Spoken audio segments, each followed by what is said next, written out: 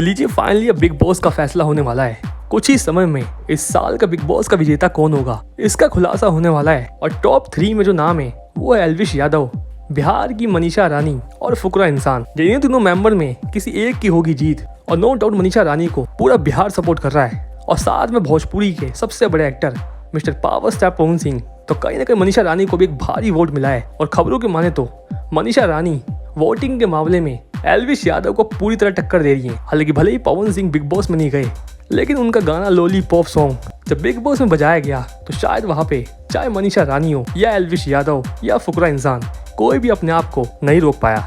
जब सलमान खान के high demand पे बिग बॉस शो में पवन सिंह के लॉलीपॉप गाने को लगाया गया और सभी मेंबर्स ने मिलके पवन सिंह के इस लॉलीपॉप गाने पर जमकर डांस भी किया।